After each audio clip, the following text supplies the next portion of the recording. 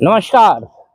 आज हम लोग चर्चा करेंगे उन समर्पित कार्यकर्ताओं, उन निष्ठावान कार्यकर्ताओं के बारे में जिनके आस्था के बारे में कहीं कोई शक नहीं होता।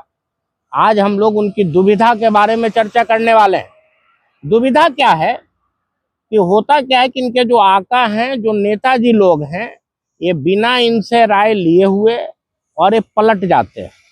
पलटने का मतलब हुआ कि सीधे सीधे या तो पूरब से पश्चिम की ओर चले गए या फिर पश्चिम से पूरब की ओर चले गए। ऐसे केस में ये जो नीचे के जो कार्यकर्ता हैं, जो बेचारे बहुत स्वामी भक्त कार्यकर्ता होते हैं, उनके लिए दुविधा यह हो जाता है कि कल तक ये जिसको गाली दे रहे थे, जिसकी आलोचना कर रहे थे, अब इनके नेताजी उन्हीं के साथ गले मिल लिए। अब ये बेचारे क्या करें साहब? अब इनके सामने बहुत भारी दुविधा की स्थिति उत्पन्न हो जाती है। अब इनको समझ में ही नहीं आता कि हम क्या करें। बिहार के परिप्रेक्ष्य में अगर आप देखेंगे तो नीतीश जी का नाम जिन्होंने पलटू चाचा रखा था, आज के समय में नीतीश जी उन्हीं के साथ मिल गए हैं। नीतीश जी उन्हीं के साथ मिलकर सरकार चला रहे हैं। नीतीश जी को तो कोई समस्या नहीं है, समस्या नीचे वाले कार्यकर्ता को हो गया। जैसे उदाहरण स्वरूप इनके एक विधान परिषद के सदस्य हैं जो अति उत्साही हैं। जब तक नीतीश जी आपके बीजेपी के साथ थे, तब तक ये रोज विधान परिषद में लालू जी के बारे में तरह तरह का डाटा कलेक्ट करके लाते थे और तरह तरह की कहानियां सुनाते थे और काफी लोकप्रियता इन्होंने बटोर रखी थी। अब साहब झमेला क्या हो गया? तो अब नीतीश जी मिल गए लालू जी से। अब ये बेचारे क्या करें साहब?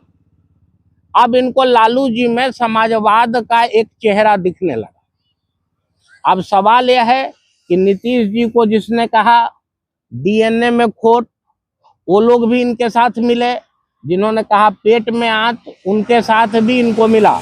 अगर आप हमसे पूछिए तो नीतीश जी पलटू राम नहीं है। पलटू राम तो या तो तेजस्वी जी है, नहीं तो बीजेपी है, जो कि समय समय पे नीतीश जी के इस्तेमाल के बाद सत्ता सुख को भोगते रहे हैं। उसी तरह से राजद के भी एक अति उत्साही विधान परिषद में सदस्य हैं, जो दिन रात नीतीश जी की आलोचना करके काफी ख्याति इन्होंने बटोर रखी थी। और आलोचना करते समय ना इनके लिए नैतिकता का कोई आधार था, ना ही ये जो एक सामान्य शिष्टाचार होता उसी का पालन करते थे। लेकिन इधर जब एक पत्रकार ने उनसे पूछा तो उन्होंने कहा कि बिहार में नीतीश जी से बड़ा समाजवादी नेता न हुआ है न होगा। अब साहब इनकी जो दुविधा है, इसको लोग मजे लेते हैं, नीचे के लोग, जनता लोग। और सबसे बड़ी दिक्कत क्या है कि ये जो जनप्रतिनिधि होते हैं, जो नीचे के जनप्रतिनिधि हैं, ये जब अपने क्षेत्र में जाते हैं तो जनता के सवालों से परेशानी महसूस करते हैं। हम लोगों की सहानुभूति इनके साथ है, क्योंकि अब बेचारे ये लोग भी क्या करें, क्योंकि इनके जो आका हैं वही पलटू राम हो जाते हैं। और ऊपर में तो पलटू राम हो गए, उनसे तो कोई सवाल करता नहीं है, उनका तो ऑरा बहुत बड़ा है। लेकिन ये बेचारे नीचे वाले परेशान हो जाते हैं।